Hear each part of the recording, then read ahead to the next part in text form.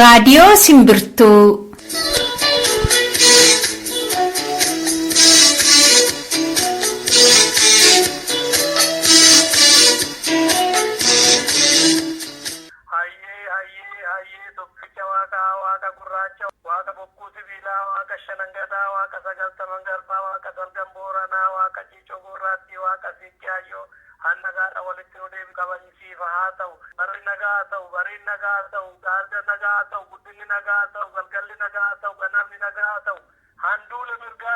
Baatii dhumaa bara 2015 qophii jalqabaa kan baatii kana guyyaansaa muddee 3 bara 2015 kaaba kamisaa akkam jirtu dhaggeeffattoota keenya kun qophii simbirtuu karaa marsariitii simbirtuu.com kan isinii darbaa jiru kanarraati. Qophii keenya har'aa akka hordofuuf isinii tolutti mee gurra simbuusaa waan harkaa qabnu jalqaba oduu gurra simbuufna. Oduun keenya har'aa hundisaayyuu waa'ee fincila diddaa gabrummaa irratti bal'inaan xiyyeeffata yeroo guddaa isatu fudhataa jechuudha. Inni yeroo bal'aa waan qabateef qophii simboo har'a hin qabaannu. Isa hambisuu keenyaaf immoo dhiifama sin gaafanneerra dursine. Qophii kabiraa qabnu qophii imalaati. Waa'ee qabsoo fi sabboonummaa Oromoo irratti Dr. Asaffaa Jaalataa keessummaa keenyadha. Kutaa sadaffaa fi isa xumuraa. Sirboota walakkaa qophii keenya jiranittis akka bohaartanitti abdachaa maarrine waliin turaan affeerraa keenyadha. Amma gara oduutti.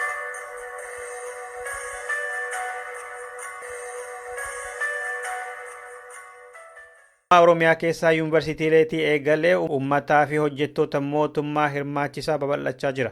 Kaleessaa fi har'allee hiriirri reebbichii fi ajjeesuun bakkoota adda addaatti tureera. Har'a ganamarraa kaasanii barattoonni Oromoo yuunivarsiitiilee Finfinnee keessa jiranii mormii dhageessisuu eegalaniiru. Waraanni garuu hanga oduun kun qophaa'etti isaan marsee jiraachuu fi akka tursaa ture beekuun danda'ameera. Kaleessa naannoo Finfinneetii kan akka Sulultaa, Caancoo fi Fiicheefaa keessatti barattoonni fi jiraattonni gamtaadhaan bahanii pilaanii magaalaa Finfinnee ni mormina jechuudhaan mormii qaban gadi bahanii dhageessataa oolani. Waraanni itti bobba'e garuu isaan reebaa fi hidhaa ture jedha maddi keenyi Sulultaa keessa ture. Shawaa kibba dhiyaarraan kaleessa barattoonni Oromoo magaalaa Diilallaa keessaa hiriira bahani. Obbolaa lamaan dabalatee barattoonni 8 madaahaniiru rasaasa qawwee mootummaa Itoophiyaatiin. 5 mana yaalaa Walisoo keessa jiru, 2 immoo kan itti wal'aanan dhabanii mana jireenyaa isaanii keessa jiru jedhama. Lubbuun isa tokko akka malee sodaachisaadha jedha oduun nu ga'ee jiru. Achirraatti nama haala isaa nutti himu qabna.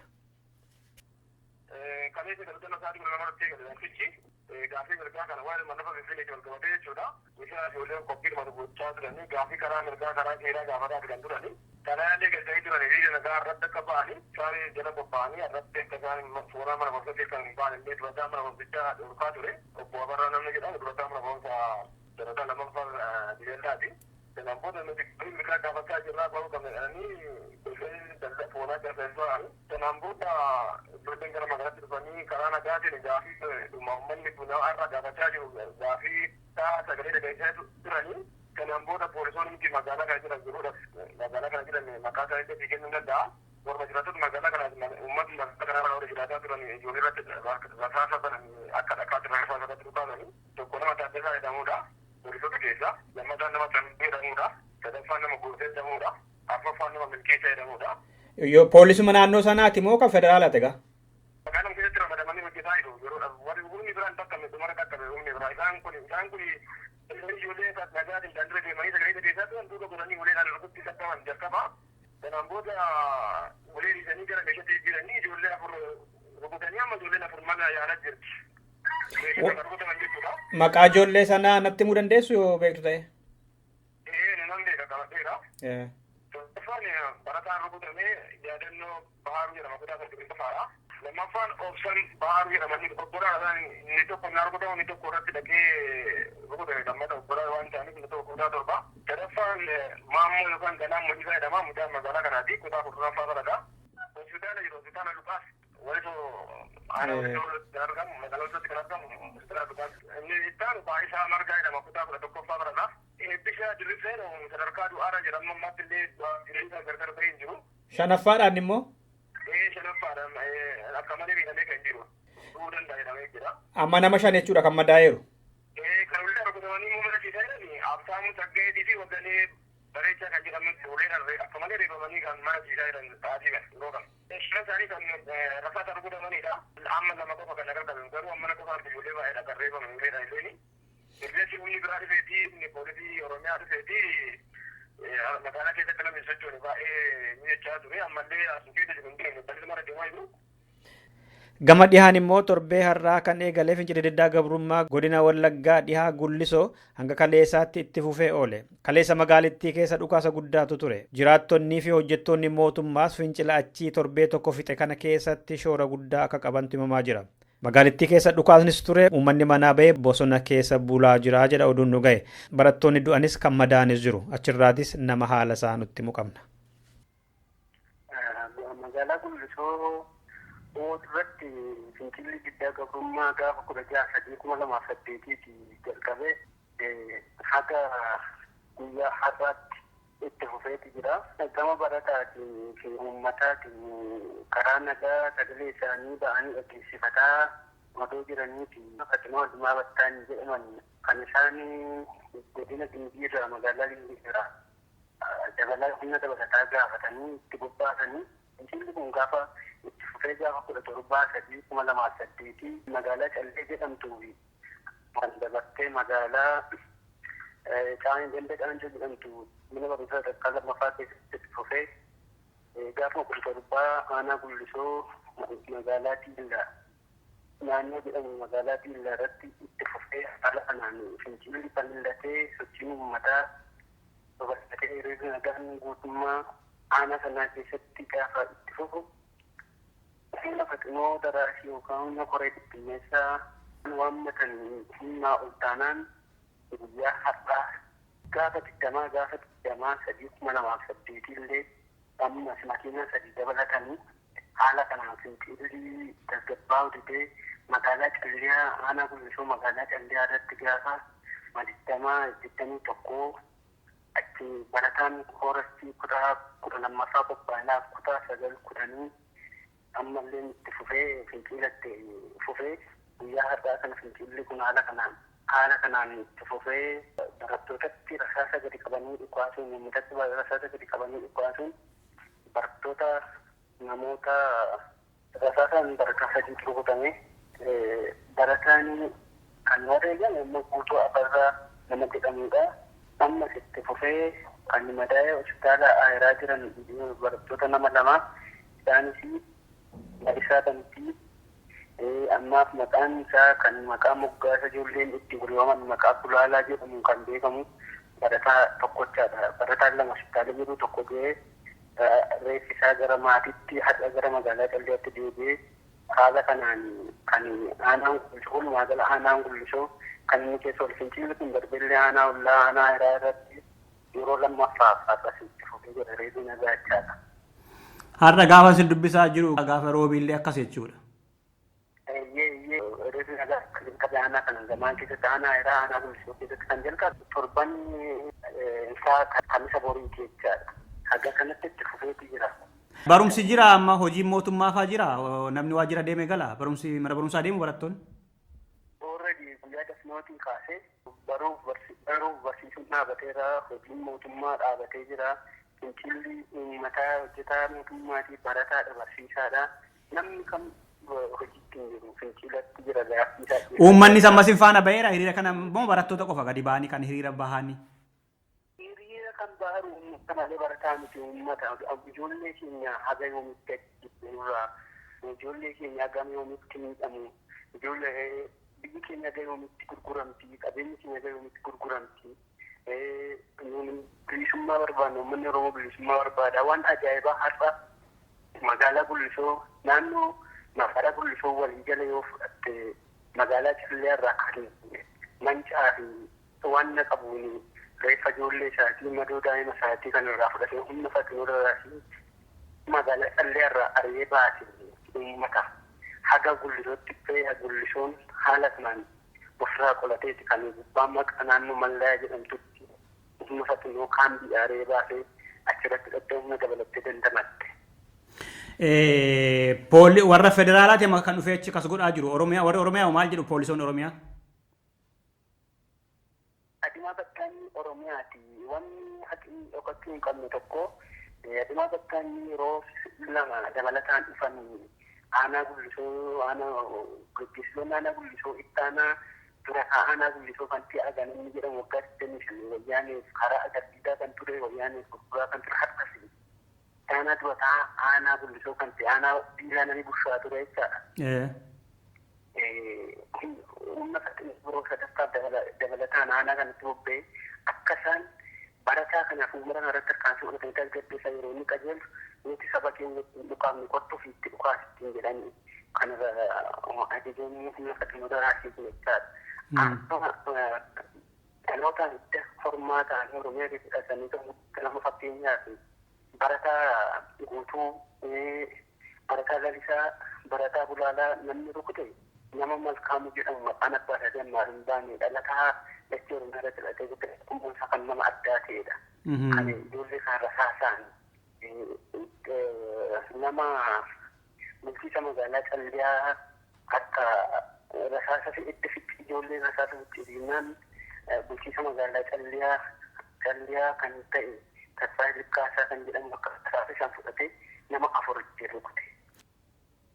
Mana nama kan cabsanii seenanii kan namoota reebaa jiranii kan uummata reebaa jiranii boombii dhukaasanii boombii dhukaatiin uummata kana raakessanii kan isaanii uummata kana qoqqoffisanii achitti uummata caccabsaaru mana namaa yoo seenuu barbaadan cabsanii boombii dhukaa mana keessa darbatanii buusanii kan mana namaa weeraraa jiranii amma yeroo argitu kana xiqqoo haalaan magaalaa irraa adda baaneetu jirra ofoo isu jecha akka kana wanni ta'uun beekamannee dhukaas magaalaa irraa addachaadha.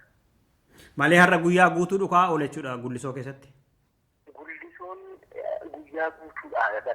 Gullisoo keessa dhukaasi kan inni jalqabe akkuma isaa wanni dhugaan tokko dhukaasi kan jalqabe gaafa 17 gaafa 17 isa jalqabe yoo guyyaan dhukoon kan dhukaa gaafa 20 kaasee immoo dhukaasi halkan guyyaa hin qabu akka bokkaa rooba. Dirree waraanaati jechaadha magaalli Gullisoo. Magaalonni Oromiyaa hedduun isaanii waraana mootummaa Itoophiyaatiin guutamanii jiru. Kan akka Gincii, Amboo, Wallisoo, Diilallaa, Jimma, Baddallee, Mattuu, Naqamte, Gimbii, Ayiraa, Gullisoo, Mandii, Najjoo, Dambidooloo, Guttin, Shaambuu, Geedoo, Fincaa'aa, Kombolcha, Roobee, Haramayaa fa'aa keessa waraanni mootummaa Itoophiyaa qubatee jiru lakkoofsa jiraattotaatiin walqixa ta'aa jedha oduun nu gahaa jiru. Bakkoota kanatti fincilatu ka'uuf jira jedhee mootummaan wanta sodaateef dursee akka isaan tarkaanfii irratti fudhataniif kan ramadeedha jedha oduun nu gahe. Gama kibba bahaanis Roobee Yuunivarsiitii Madda Walaabuu keessatti fincila diddaa gabrummaa kibxata darbee ka'een lubbuun barattoota 3 darbuun himamaa jira. Simbirtuu waan kana qulqulleeffachuu hin dandeenye. Barumsi dhaabbateera reebbichaa fi hidhaan hammaannaan barattoonni Oromoo mooraatii bahanii uummata keessa jiru. Haala isaas achirraa nama nutti himu qabna. Yuunivarsiitii Madda Walaabuutti gaafa ijoolleen hiriira nagaa ba'anii turanii kibxata. Ijoollee hiriira ba'anii turanii kanaan yoo ta'u ijoolleen baay'ee sagalee mormii dhageessanii yeroo jedhanitti haala taphatanii ijoollee miidhanii ijoollee baay'ee isaaniillee meeshaa qabatamanii baay'ee isaaniillee madaa'anii mana yaalaa jiru baay'eellee abbaa fi keessaa deemanii manni deebifamaa jiru. Hammi madaa'ee hangi mana yaalaa galee beekama baay'inni namoota ijoollee. Hin beekamu kan du'ellee ni jira. Namni du'ee maqaan isaa beekamaa? Hin beekamu. Maaltu ajjeese akkamitti du'e jechuudha? Rasaasa moo? Rasaasa. Roobee keessatti kun? Magaalaa Roobee keessatti kaampaasii Madda Walaabuu kaampaasii Roobee keessatti. Kaampaas mooraa keessa moo karaa magaalaa keessatti achi baatanii? Karra gubbaa akkuma karra gubbaatti rukutan ijoollee. Kan rukute kan qawwee dhukaasee rukute eenyudha? Waardiyyaa mana barumsaati moo poolisii Oromiyaati moo federaalaati? Abboola bittinneessaa Oromiyaa. Oromiyaa. Ergasii maaltu ta'e gaama maaltu fakkaata Yuunivarsiitiin Madda Walaabuu? Yuunivarsiitiin Madda Walaabuu ijoolleen amma keessa baqatanii kaanillee qabamanii reebamaa jiru kan mana hidhaa jiru amma ijoolleen baay'een isaanii ala jiru lagafaa jiru mana nyaafaa jiru baadiyyaa. Barbaadan hin barbaadu hidhuudhaaf? Barumsi hin jiru amma Yuunivarsiitii Madda Walaabuu keessa? Hin jiru. Yoomirraa kaaseetu? Kaleessumarraa eegale. Yuunivarsiitiin sun immoo bulchiinsi isaa hojiirra jira? Mooraan banaadha waajjirri? Hojiirra hin jiru. Maal jedha mooraan yuunivarsiitii immoo hogganaansa waggaa akkasin isiniin godhan maal jedha? Maal dubbatu? Homaa wanti inni dubbatu hin jiru inni kallattisamii ta'u hin jiru. jira jara atau federal maguutu jiru. Amma maal gootu akkam gootu booda isaa maatii ta'a dhumni isaa akkam ta'a? Inni isaa maal akka ta'u hin beekne egaa illee dukkanaa itti fufuu yaannaa egaa maal akka ta'u hin beekne. Maal nyaattu gaama manni nyaataa cufameera yoo ta'e yookaan immoo mooraa galuu dhorkamee yoo ijoolleen baqattee bittinfamee jiraate maal nyaataa jiru ijoolleen dhokatan kun eessa qubatanii maal fa'aa argatu? Kan baadiyyaa mana bira qubatanii jiru kaanillee magaalaa keessa uummata gargaaraa jira. Uummanni irratti hirmaateera hiriira kanarratti? Ilmaan lakkii ijoolleen gargaarsa ijoollee miidhamanii fi warra itti boqotee qofa gargaaruu irratti malee ilmaan. Manni barumsaa sadarkaa lammaffaa fa'aa qoodarraan qabanii achi keessa? Hin qabanii lakki. Yuunivarsiitii qofa? Amma namni miidhame lakkoofsaan beekamu namni hidhames hin beekamu jechuudha? Hin beekamu ammaa. Kan du'eeru nama tokko jettee? Nama tokko qofa miti nama sadii jedhamaa jira. Isaa oliyyuu ta'uu danda'a jedhamaa jira amma namni beekame abaluun jedhamne malee nama sadii. Ijoolleenis immoo mooraatti waan hin deebinee fi walis hin barre abbaa du'ee fi abbaa hidhames wal hin beekan. Kanadha jechuu tokko. Egaa nuti qabne haaluma kanaan duubatti deebootaan isaanii akka taasifamuu qabu. Adeemsi kun hundillee kan qabsoo keessaan jiruuf akka taasifamuu qabu. Fincila diddaa gabrummaa Harammayaatti ka'een barattoonni hidhaman madaahanii fi ajjeefaman lakkoofsi isaanii meeqa akka ta'e sirriitti baruun hin danda'amne. Maddeen garuu yoo xiqqaatan 4 du'anii gara 50 kan ta'an madaahanii 70 kan caalan hidhamaniiru jedhu. Akkuma manneen barnootaa bakka kaanii achittis barumsi yeroo ammaa kana hin jiru. Hidhaadhaaf garuu barattoonni hedduutu barbaadamaa jiru. Dhumarrattis kaleessa aanaa guduruu magaalaa Kombolchaatti mootummaa irratti hiriira mormii gaggeeffataa oolan barattoonni fi jiraattonni aanaa sanaa. Akkuma bakkoota kaanii pilaanii magaalaa Finfinnee ni morminaa Oromiyaan haa bilisoomtuu kan jedhu gaaffii isaanii ture jedhame. Shaambuttis haala wal fakkaataatu gaggeeffame. Gimbii keessa ammoo daldaltoonni Oromoo 7 hidhamaniiru fincila kana keessa harka qabdu jedhamanii qondaalonni adda waa'o'ii 2 ammoo ajjeefamaniiru Gimbii keessatti. Eenyu akka ajjeese garuu hanga oduun kun qophaa'etti baruu hin danda'amne. Waraanni immoo mana jiraattotaa seenee nama reebaa jira Gimbii keessatti. Magaalittii keessa uggurri bu'eera. Dhaggeeffattoota keenya oduun keenya har'aa kanumadhaa sirba kanaan gara imalaatti.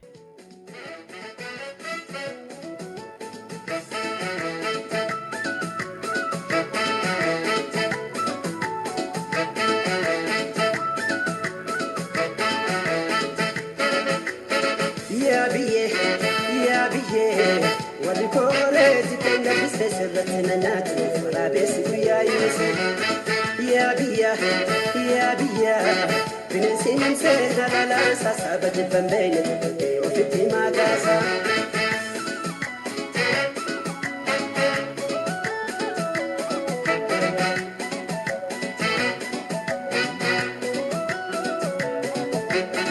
Himoolee abbaa fardaa hirreetuun suureen nama sardaa. Himoolee abbaa fardaa hirreetuun suureen nama sardaa. Himoolee abbaa fardaa waraana cabsi gaachana qabdaa. Himoolee abbaa fardaa waraana.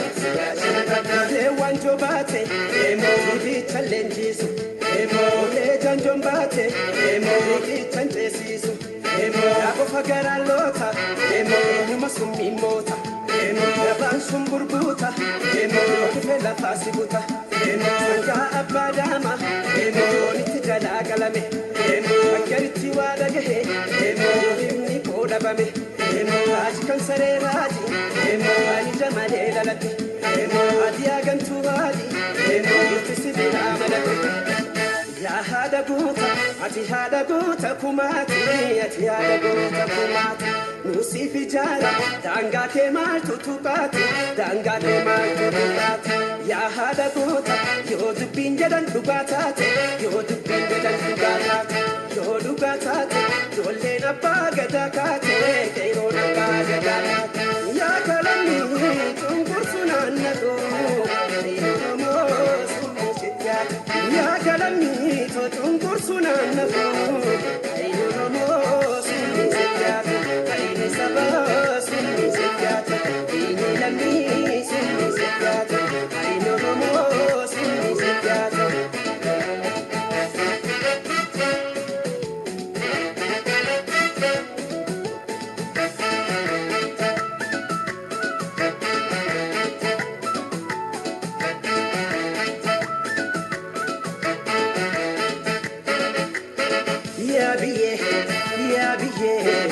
warri kooreeti keenya bisee sirratti na nyaatu waraabessi guyyaa yuusa yaa biyya bineensi himsee dabalaa sassaaba jibban beeyne ofitti maakaasa.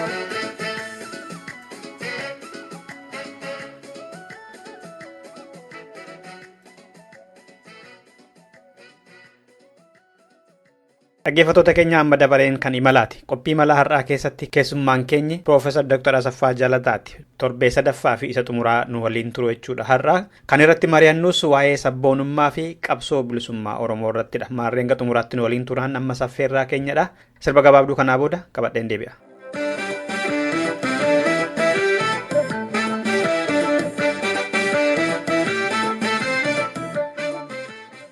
Mooraa Oromoo kana yoggaa laalle qabsoosaa kana ilaalchisaa warri siyaasa gaggeessan gareen sun amma lafarra isaa jiraatu jaarmiyaan sun hin jiraatin waan biraadha garuu bakka lamatti kan calalee fakkaata. Gara Itoophiyaa keessaan nu baasa gaaffiin Oromoo Itoophiyummaa keessatti deebi'aa qaama Itoophiyaa ta'uu qaba kan jedhuu fi lakkii Oromiyaa walaboomte yookaan immoo uummanni hiree isaa murteeffatu yoo barbaade Itoophiyaa faanaa ta'uu yoo barbaade Oromiyaa walaboomte kan jedhu kun bakka lamatti kan adda ba'e fakkaata amma ilaalchi siyaasa qabsoo Oromoo keessaa. Dhaloota har'a biqilaa jiran qeerroo dhaloota qubee warri jedhaman kan hoggaa laaltani lamaan keessaa garamitti kan dabsaa jiru fakkaata harki wayyamni Oromoo yookaan deeggarsa irra guddaa kan qabu garamidha kan jiru sinti fakkaata garamitti deemaa jira seetu qabsoo Oromoo kana. Gaaffiin Oromoo yeroo hundaa gaaffii bilisummaa, gaaffii dimokiraasii, gaaffii walabummaati. Uummata Oromoo gaaffii kana qabatee ka'ee gaaffii kana deebisaa jira. Warri karaa dimokiraasii adeemna jedhanii ittumaan waa carraaquudhaan malee abashaa wajjin dimokiraasiin akka hin hojjenne baranii jiru hundi isaaniiyyuu isaan himu. Kanaaf karaan qajeeltoon karaa bilisummaa, walabummaa, dimokiraasiiti. Uummata Oromoo dimokiraasiin haaraa miti namni isaan barsiisu. Dimokiraasii qabaachuudhaaf immoo ati halagaadhaan bitamuu jalaa ba'uu qabda. Utuu halagaa jalatti bitamaa jirtu, utuu afaan qawwee sirra jiru dimokiraasii ijaaruun akka hin danda'amne warri dimokiraasiidhaan illee hin beeku. Haa ta'u malee wallaansoon kun cimnaan taa'u mannaa jedhanii yaalaa jiru malee gaafa wallaansoon Oromoon cimee wallaansoon bilisummaa, wallaansoon dimokiraasii, walabummaa cimaa deemu hundi isaanii gara kanaatti deebi'aa deemu. Kanaaf Oromummaa dagaagsuun Itoophiyummaa kan jedhu yaada jedhamu kan ofirraa haquun namni tokko sanyii tokkoon booji'amuudhaaf eenyummaa sanyii sanaa fudhachuun irra hin jiru. Afrikaa baay'een irra booji'aman eenyummaa Faransaayii, eenyummaa Ingilizii, eenyummaa Daach, eenyummaa Xaaliyaanii fudhan. Maqaa isaanii duriin ofummaa isaanii deebisanii ijaaruudhaan itti bilisa ba'an kan Oromoos kanuma. Kanaaf namni maqaa biraa firee irratti diree qawweedhaan waan inni barbaade fudhachiisuu hin danda'u. Kanaaf Oromoo wallaansoodhaanitu tokko ta'ee jabaatee hojjechuudhaan bilisa ubbaasa kanarra hojjechuun irra jira. Karaan dhugaan nama ga'u karaa Oromummaa jabeessuudha. Oromummaan guddachuu qaba, bishaachuu qaba. Oromummaan immoo ilaalcha dimokiraasii, ilaalcha bilisummaa, ilaalcha walabummaa calaqqisaa jechuudha.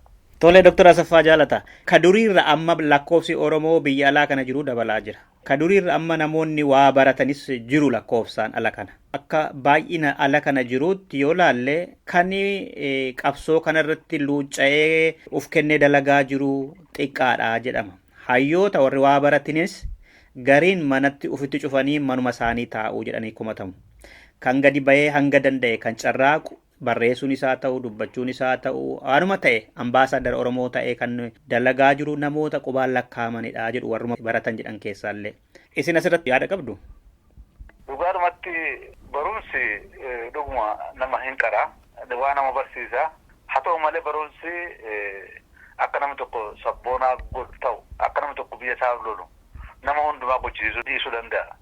Haa ta'u iyyuu malee namooti baay'een Oromoon warri baratan warra nyaabatti galan irraa kanaaf hawwi isaanii yoo waa jechuu baatanii nyaaba jalan deeman taanaan hawwi isaanii garaan isaanii garuma Oromoo jira. Fakkeenyaaf amma namooti gara tokko Oromoo Study Association waldaa qorannoo Oromoo keessa galanii waa'ee Oromoo qorachuudhaan waa'ee Oromoo irratti yaada kennuudhaan irratti hojjetu. Gadi ba'anii waa'ee sabboonummaa dubbachuu dhiisan illee fedhii akka isaan uummata isaaniif qaban biyya isaaniif qaban agarsiisa. Haa ta'u malee nama hundumtuu wal duukaa bahee wal qixxee hojjechuu hin danda'u. Akkuma biyya lafaarraa akkasuma. Namni Oromoo kan hin baratinis garri kaan sabboonaadha, garri kaan sabboonaa miti. Iddoo hundumaa jira garri kaan sabboonaa kan hin ta'in. Kanaaf akka isaan gadi ba'anii hojjetan wajjin mari'achuu ofitti qabu akka isaan nyaapa jala hin deemne gochuu duraan dursee uummata Oromoo eenyullee haa ta'u nyaapa jala deemuu dhiibnaan akka inni biyya isaa bira dhaabbatu beekamaadha. Kanaaf akka isaan Lamma asirratti garuu amma yoo gaaffii Oromoo kana Oromoon garbummaa jala jiraachuu yoo beeku ta'e fakkeenyaaf amma Mallas yeroo tokko wayita lubbuudhaan ture sa'a meeqa hojjetta jennaan sa'a 18 hojjedhaa jedhe.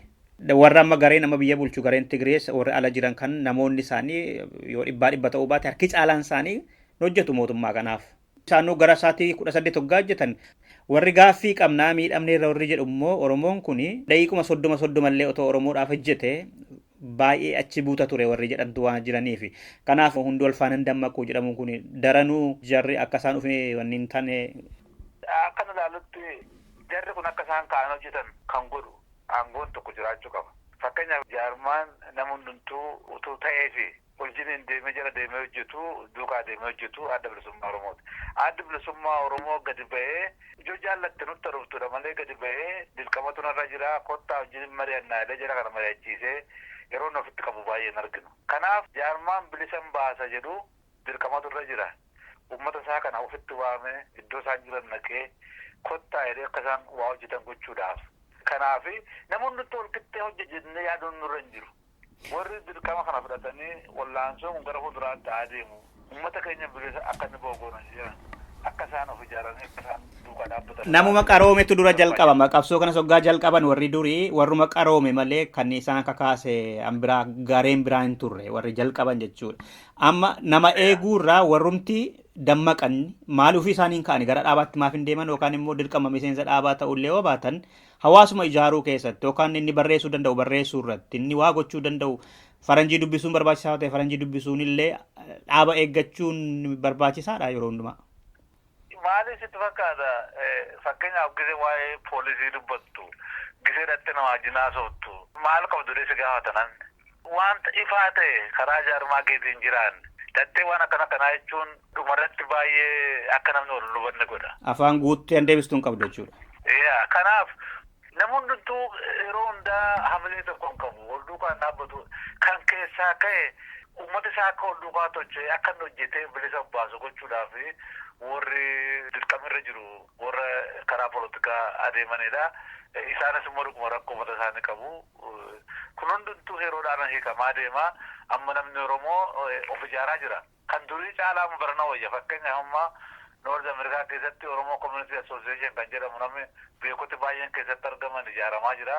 Oromoo State Associationiin nyaabillee keessa lixee borchoo barbaadellee kan durii caalaa jabaachaa jira. Jabinni keenya itti fufaa deema.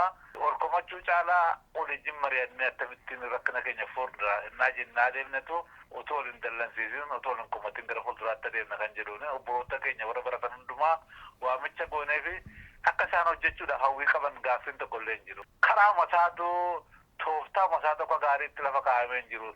Tooftaa akka gaariitti namni keessatti hirmaatee ol duukaa hojjetu fakkeenyaaf kanaaf gumii Oromiyaa ijaaruun Oromoo National Assembly ijaaruun amma bilisa baanutti eeguun irra jiru. Akka ittiin yoo ijaarree tochoonnetu waliin mari'achuu waliin haasa'uu walitti haasa'uutu hin ta'in wal abaaruutu hin ta'in gatta'anii rakkoo akkasitti nu mudatetti mittiin jalaa baana kan jedhu. Yaada bishaataan waliin mari'achuun barbaachisaadha barrisaan. Yeroon isaa amma durii caalaa namni yeroo ammaa kana waliin mari'atee duukaa hojjechuudhaaf yeroo inni ka'aa jiru. Samma kaaftan kana bal'aanatti fakkaata maaliif ijaaruun barbaachisee dhaaba siyaasaa ta'amoo dhaaba siyaasaan ta'ummoo dhaaba siyaasarraa walaba ta'amoo ga'eensaa maa inni gorsituu yookaan fala maddisiistuu qofa ta'ee tafamoo maal ta'a kana guyyaa biraa mata duree uf danda'een itti deebina. Gaafa onkoloolessa 23 dhaabbileen karaa qawweetiin gaaffii mirga saba keenyaa deebisna jedhanii mootummaa Itoophiyaa irratti qabsaan kan saba Oromoo ABO'tiin kan Gaambeellaa kan Beenishaangul kan Sidaamaa fi kan Ogaadeniyaa walii galaniiru. Siyaasa haaraa impaayiriitii keessatti finnaa kan jedhu tokko. Tumsa dhuummachuun isaanii kana irratti yaada maal qabdu Doktor? Kun yaada eebbifamaadha. Global Oromummaa kan jedhu Oromummaa addunyaa kan jennu Oromoo biyya karaa keessaa cimsaa uummata biraa wajjin immoo karaa waliin firooman karaa waliin hojjetan karaa nyaaba ofirraa ittiin faccisan yeroo nyaabi qofummoo akkamittiin akka itti biyya ittiin guddisan fira horachuun baay'ee barbaachisaadha. Akkuma tumsa alagaa jinuranne tumsa ol keessatti sorachuun nurra jira. Tumsa alagaa irratti xiyyeeffachuudhaan tumsa Oromoo gidduu jiru irraanfachuun nurra jiru. Tumsa karaa keessaa ijaaraa alaas ijaaruun jara kana dhiisi isarrayyuu darbee uummata biraa wajjin biyya lafaa irratti tumsa ijaaruun wal'aansoo Oromoo barbaachisaadha. Maaliif Oromummaa biyyummaa qabaa, Oromummaa biyya lafaa qaba. Oromummaan biyya lafaa uummata biraa wajjin uummata nagaa, haqa, sirna ofiin murteeffachuu, sirna demokiraasii amanan uummata hundumaa wajjin akkamiin hojjetu qabsaa uummata Oromoo. Kanaaf tumsa kana ijaaruun baay'ee nama boonsaa, ciminaan irratti hojjechuu, aadaa jarri kun qaban baruudhaan, aadaa akkamitti isaaniitu Oromoo hojii wal fakkaata jechuudhaan, firooma cimaa uumuudhaan ol duukaa hojjechuun baay'ee barbaachisaadha. Mee kanumaan qabsiisaati mootummaan kana kuffisuudhaaf waan inni godhuu danda'u maa inni akeekuu dandeessu mootummaan Itoophiyaa?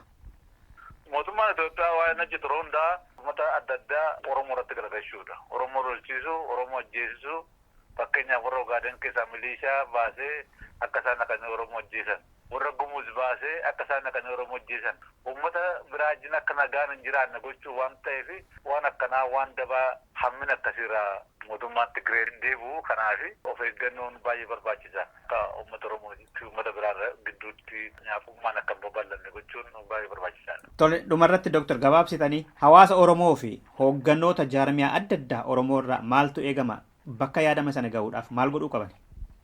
Tokkoffaa hawaasa caalayyuu tokkoon Oromoo akka nama tokkootti waa'ee biyya isaanii baruun, waa'ee aadaa isaanii baruun, uummata isaanii garbummaa jala jiru akka garbummaa jala bahuuf gargaaruun dirqama.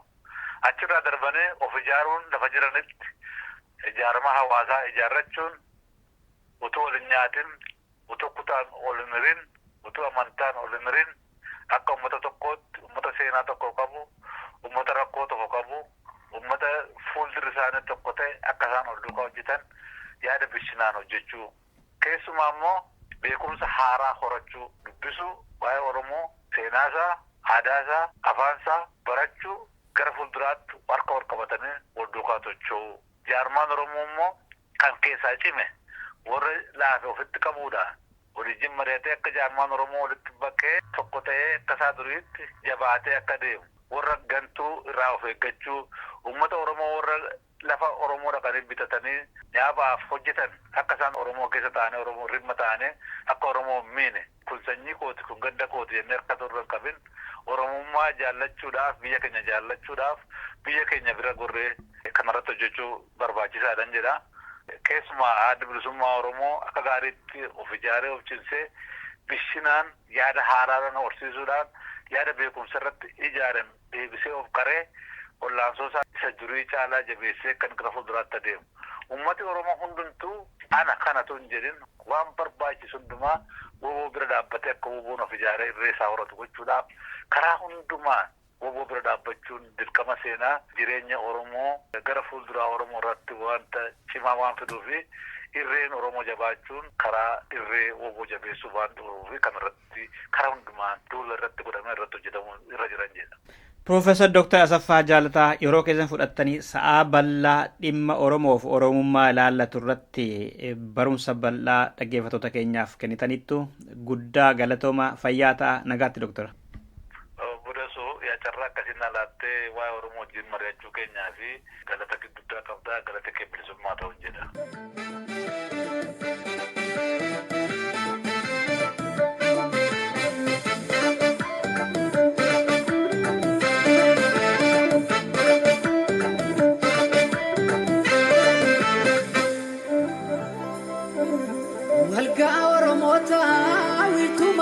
Tulama finfinnee biitufaan akkamii gurgurama didi maaliif godaanis yoo jedhanii ajjeesii irratti dubbii lafa kee lakkisini eenyu baashiiti gurmaa kanneen seenaa natti nuuf qaroo keenya lafa aadaa fi seenaa galma keenya ganama gaaddisa tumaa seeraa feera caffee tuulama Yeguma sitiksina nutis kaane tokkummaa kanaafi gurbaa barataa mooyyaadhaa eregame booree baafata ilmi guddifachaan as galee maaf nutti ta'a silmi gudeedhaan hin dhalanne kanaaf saba ugguraa osoo Oromoo ta'ee maaliif biyya gurgura dadamma gilakii Oromoo bahaadhiyaa walitti dhaami amantii kutaa wali godhoodhiini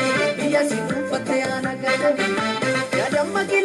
oromo bahadiyaa walitti dhaame amantiif kutaa waliin qoqqoodini biyya si dhuunfatte haala gaarii.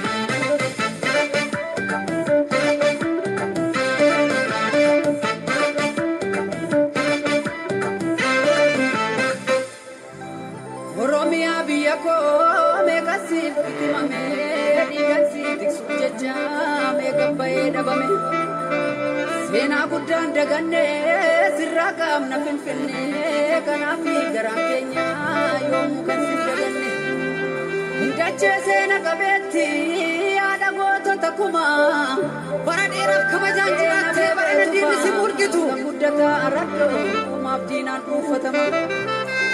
Kee guutoo wasarbiif kee qajeelaa dooyyoo badoo dachaas faatture kan gadi hin jenne roorroof. Finfinnee dubbadhume kan nyaatte soraaloome goonni guraaraa lataa asirratti fannifame. Bara waaree gololee keenya turte gullalleen bara daalacha waamee biyyoon gurgurame. Maaster Bilaay jedhanii sanyii si dhuguuguuf malaay Oromummaa keenya qofaman tokko taane diinaan fannina ol taane. Maaster Bilaay jedhanii sanyii si dhuguuguuf malaay Oromummaa keenya qofaman tokko taane diinaan fannina ol taane.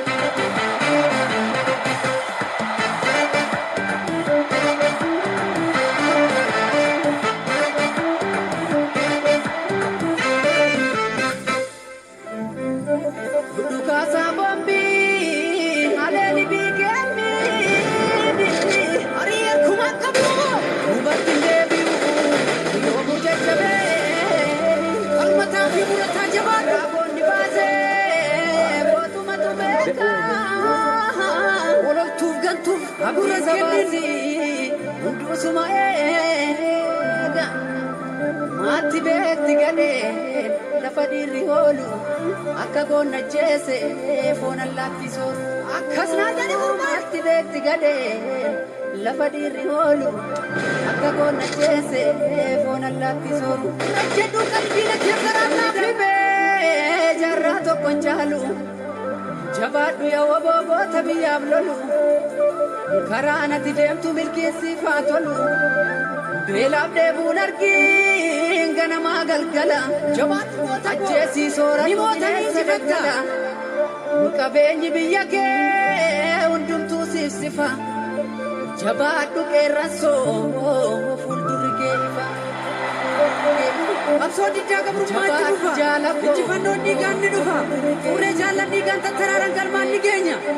Miniliki garuu qaamne jedhanii wayyaanee jirin dhaamaksite biyya keenya saamsitu lollaa jettee Itoophiyaa haala wasiin ijaaramte afaan qawween jillee Oromiyaa walabaan ni ijaarra. Gaachanni saba Oromoo waamoonaa jiraatu akka Oromiyaa fi Oromoo falma hin lakkifnu beelaaf deemuuf jilbeeffannu uumaa barataa Oromoo ni baasna. Alaabaa keenyaan dura Oromiyaa Finfinneerra ni mirmirsiifna. Injifannoon uummata Oromoo.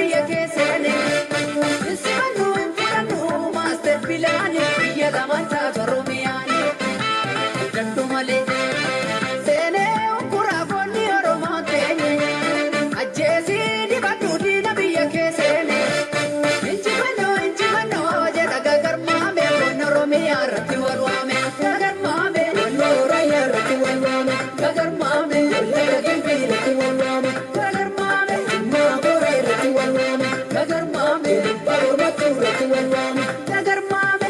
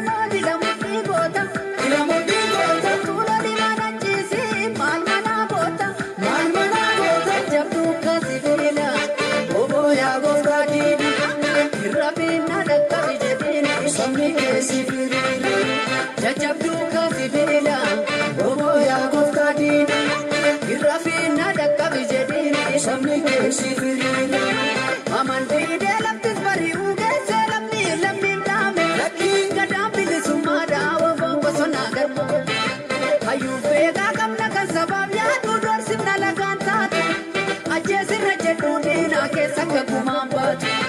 Jaallan kufanii singa dhugumaa isaanii lola muraasaanii. Kuttaadhaan dibraadhaan sirriidhaan jabeeffadhu kilaashii keessi bu'ee bakka sana. Jabeeffadhu kilaashii keessi bu'ee bakka sana. Jabeeffadhu kilaashii keessi bu'ee bakka sana. Egaa kanarraaf jennee xumurreerra waan nu caqasaa turtaniif galanni keessan hin badiin jecha sirbattaanu kanaan hanga torbeetti haala bakka gaarii keessa nuuf tura kanan jedhu anda sodulaate.